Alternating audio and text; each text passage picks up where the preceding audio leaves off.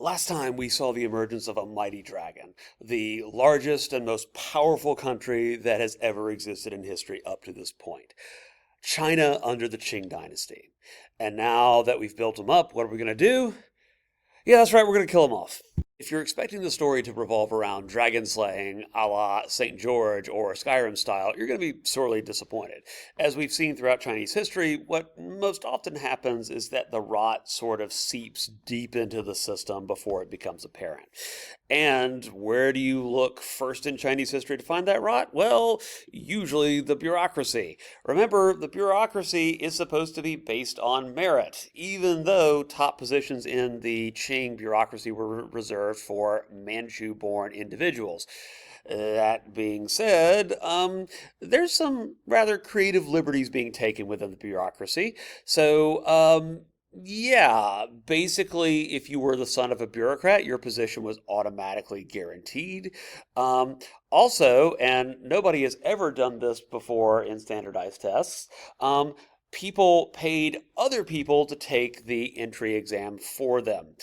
Or, if that didn't work, sometimes examiners themselves were just bribed to pass applicants. Now, what complicates matters even further is that these bureaucrats were often in charge of collecting taxes. So people paid their taxes, and what do the bureaucrats do? Well, they sort of skim off the top. So that means that less tax revenue is going to the state, so we're not going to do that whole thing where we're going to announce a tax holiday like had happened 4 times in the Qing dynasty already. Instead, the Qing dynasty starts hemorrhaging cash. This leaves less available funds for things like public works projects, including agriculture, canal building, that kind of thing. Now, Qing rulers tried to alleviate this kind of rural distress by lowering taxes and labor demands, but still the gap between landowning classes and peasant classes continued to grow. The other thing they tried to do to offset this is the Qing emperors encouraged the colonization and settlement of Western China. But what happens is that there's such a rush out to the West that it could give American Manifest Destiny a run for its money, that it kind of leads to a lot of those Western areas becoming completely settled, to the extent that there's very little cultivatable land left by the end of the process. So, context, remember that all Chinese dynasties sort of justify their right to exist and rule with the idea of the mandate of heaven. And if good things happen, well, then that obviously means that heaven has blessed this particular dynasty with favor. If things start to suck, well, then maybe heaven kind of has a bone to pick with the Chinese dynasty in question.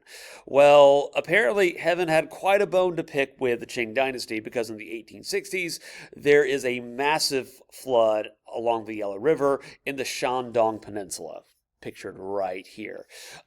Thousands of peasants die in the process. And by the way, this isn't going to be the last time we hear about disasters and catastrophes happening in the Shandong Peninsula. These food shortages and the demands of increasingly acquisitive landlords further encourages Chinese people to migrate wherever they can, but especially into the West. As things continued to deteriorate within the Qing dynasty, enter British diplomat George Macartney in 1792. So this is a delegation in order to really open up trade with China. So the way it kind of works is that Britain likes lots of Chinese goods, tea, silk, porcelain, etc. But it's kind of a one-sided relationship because China's just not feeling it. You know what I mean? So George Macartney's mission to China is already going to be kind of difficult. His mission is to basically try to get China to really buy into what the British are selling, quite literally. Um, the other thing that Macartney wants to sort of reform is that the Chinese have restricted British goods to Canton ports. This is what's called the Canton system, and Macartney wants to basically liberalize trade. Things got off to a bad start because remember how the Qing Dynasty is like a theater state where you kind of have to do the whole kowtow, bow 3 times thing to the Qing Emperor? Yeah, George McCartney did not do that.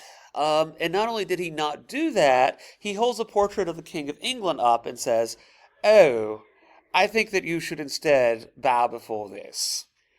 Things don't go very well. No. This breakdown in relations between the British and the Chinese leads to the world's first war on drugs. By the way, the breakdown in relations between Britain and China leads to history's, well, maybe most infamous first war on drugs. By the way, drugs won.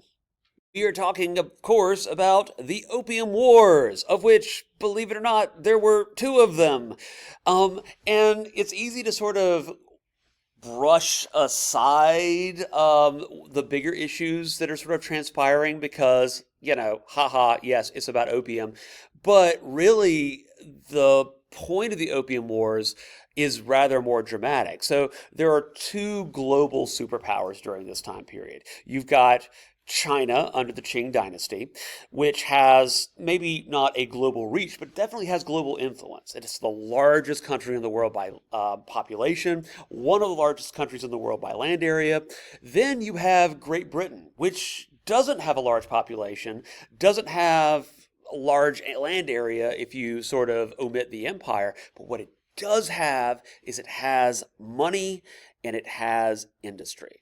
So the question is, which of those 2 systems is going to come out on top? A traditional agrarian empire, the Qing, or a modern industrialized drug peddling powerhouse? Well, if you guessed the drug peddling powerhouse, you would be right. So the economic reasons for the Opium War are these. The British are frustrated by having to pay large amounts of silver for Chinese goods when they would rather like to give China other goods in trade. The problem is the British have nothing that the Chinese want, except they figure out that opium from India is a lot more potent than opium from China. And it seems like lots of Chinese people get addicted to opium, and that causes, let's say, the balance of trade to become a little bit more balanced. So the British start trading lots of Indian opium to China. Remember, that's kind of one of the reasons why the British East India Company is growing so much during the during the 1700s and early 1800s. So this kind of becomes a little bit of a public health crisis. Lots of people hanging out in opium dens, getting basically high. You have workers that are growing more inefficient because it's kind of like it's hard to do anything when you're actively high on opiates. So yeah, it is a huge problem for the Chinese government, and a bureaucrat by the name of Lin Zexu decides to do something about it.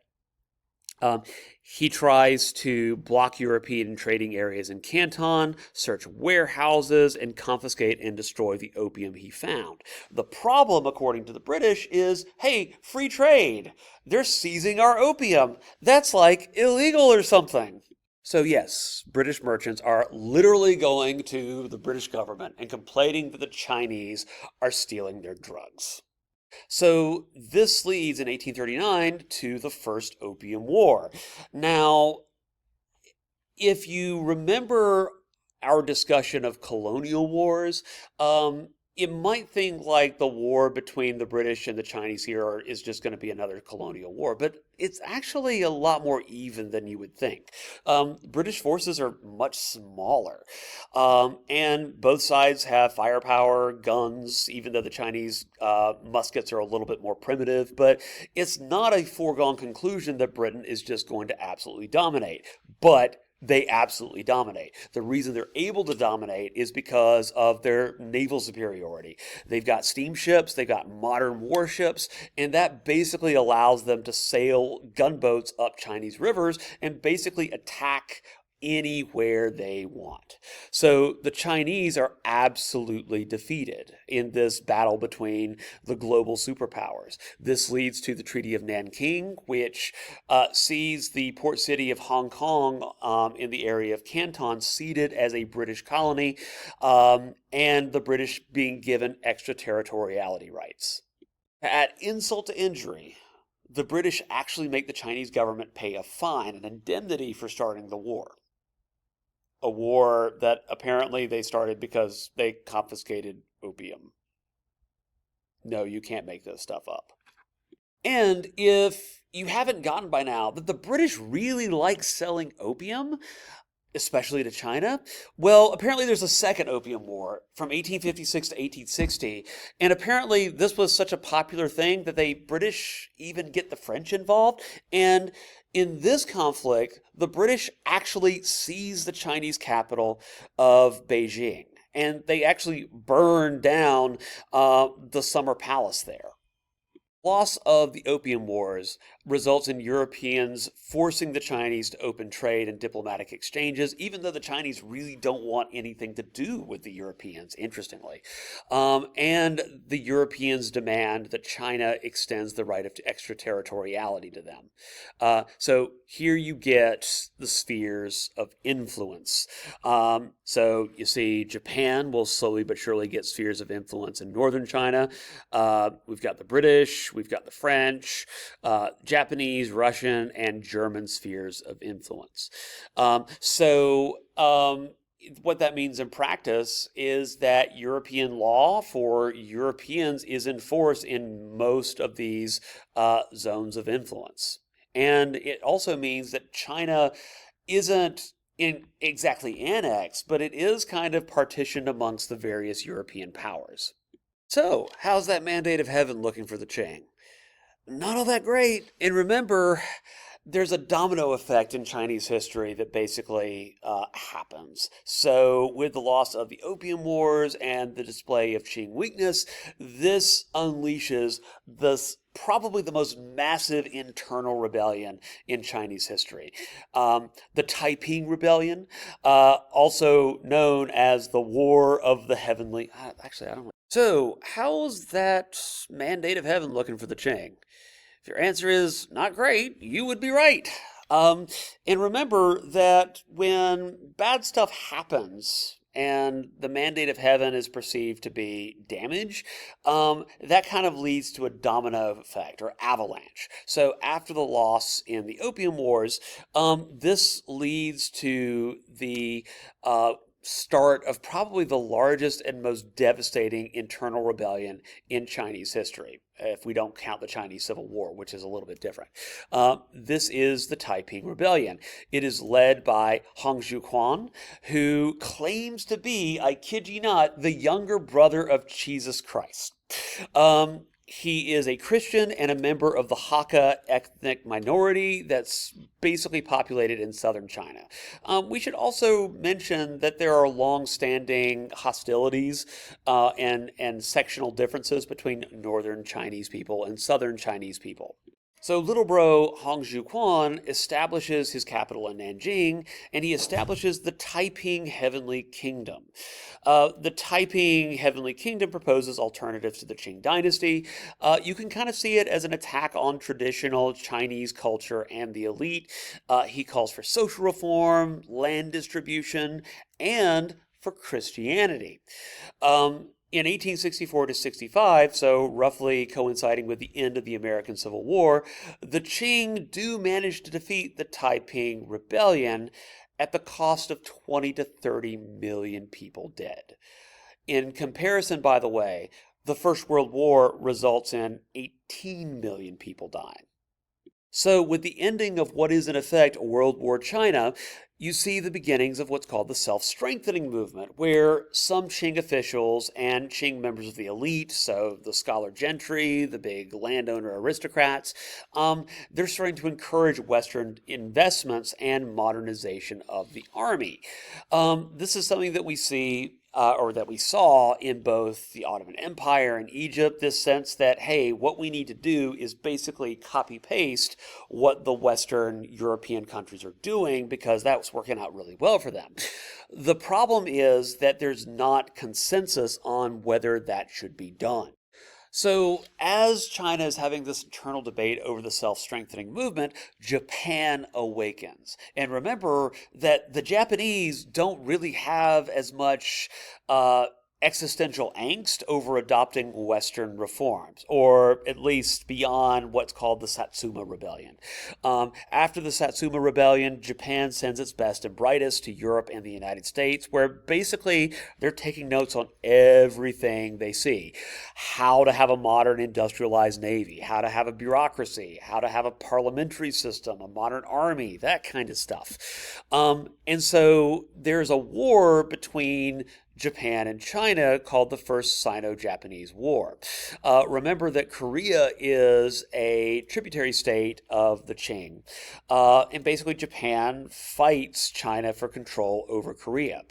And Japan, which had been a tribute state of China long ago, manages to just absolutely annihilate the Chinese. Still, though, there are no reforms that really come to pass. And this is because those calls for reform are crushed by this woman, the Dowager Empress Cixi. Dowager Empress Cixi is one of the most controversial figures in Chinese history. On the one hand, she is, along with Empress Wu Zetian of the Tang Dynasty, one of the only women in Chinese history to obtain significant political power. So she's a dowager empress. This basically means that she was a former empress, but that doesn't really seem to matter because in practice she becomes the dominant force in Chinese politics during the last half of the 19th century. So on the one hand, it's a major victory for Chinese feminism. On the other hand, she seems to crush any calls for reform. Now, a lot of historians kind of debate that, but the fact is that she imprisons her nephew, the emperor, for him openly favoring reform movements. See, Empress Cixi was a conservative, and we've talked about many conservatives across many different countries during this time period who are worried that if you push society too far, then the traditional fabric that holds society together is going to rip and tear. So she believes that reformers threaten traditional dynastic power. Like if you start opening up society to reform, does that mean that you have to create a parliament? Which would inherently mean giving up a lot of the dynasty's power. Also, because it's funny, she famously defied Westerners who wanted to invest money in Chinese industrialization by taking that money, building a huge marble boat in the middle of the Summer Palace and just anchoring it there. Like, what a middle finger to stick up to the West. The thing was, though, that the Dowager Empress's fear over having traditional power sort of rip and tear and unravel, those weren't obscure views, and it certainly wasn't the minority view. So in 1898, in the province of Shandong, which of course really was disproportionately impacted by that flood, you started to get lots of peasants rising up with the goal of basically expelling Europeans from China. This is called the Society of the Righteous and Harmonious Fists, which is a bad you-know-what title. And what they believed is that their self-belief would enable them to basically fight Europeans in hand-to-hand combat. They also believed that bullets would not affect them. Because of their focus on hand-to-hand combat, the Europeans basically called them the Boxers, which of course gives rise to the term the Boxer Rebellion. Now, this society isn't necessarily rebelling against the Qing. They're trying to get rid of foreign influences, and they're really trying to get Shi Ji and the rest of the Qing government to back this rebellion. And at first, Shi Ji tries to kind of suppress them to a certain extent because they're a rebellion. But eventually, what happens is that as the rebellion grows, Shi Ji sort of feels forced to cast in her lot with the Boxers so she herself doesn't get overthrown. Now, this actually leads to an 8-nation alliance of, let me see if I can name them off the top of my head, the UK, France, Great Britain, Austria-Hungary, Italy, Germany, Russia, and Japan. Man, look, I did it. All of these countries that disagree on what color the sky is managed to come together solely to put down this Boxer rebellion. So once again, we kind of see, like in Egypt, a rebellion that is designed to expel European influences. And of course, the tragic irony here is that this actually leads to even greater European influence than ever before. So after the defeat of the Taipings and even the Boxers, you have the emergence of underground secret societies that continue uprisings against the dynasty. Remember, it's kind of like the White Lotus Society back in the Yuan dynasty. Oftentimes, these resistance movements were led by young men who had received Western education, like, for example, individuals like Sun Yat-sen. Many of these individuals have mixed feelings about Western Europe and just the West in general, because on the one hand, they receive a Western education and they understand the appeal and the power of the Western model, you know, modern professional institutions, industrialization, all that. However, there's lots of resentment because of the unequal treaties, the fact that Europe had basically colonized China without colonizing China, and there's lots of blame of the Qing, for the Qing, for losing so much of their power to the West. So, showing just how far things had fallen, in 1905, civil service exams end. It's basically China's Armageddon, right? Because, like, everything, well, even if everything else is basically collapsing, at least we still have civil service exams. So the fact that we stopped these things means that we're in real trouble. And then in 1911 to 1912, we have what's called the Xinhai Revolution, which topples the Qing dynasty, where Puyi, pictured here, the last emperor of China, was deposed. If the 16 and the 1700s were a great time for the Qing, the 1800s definitely was not. And the story there is told by labor and immigration statistics. So Chinese people, and just, you know, many East Asians in general, are traveling all over the world to look for work and to sort of find safety. So, for example, because of the turmoil in China during the 1840s, 200,000 Chinese people migrate to California during that time period. And like the Qing dynasty had allowed Western companies to basically recruit Chinese people during that time period. So you have, for example, Japanese agricultural workers sent to work in the Pacific and even to Peru. Indentured servitude was common in both China and India.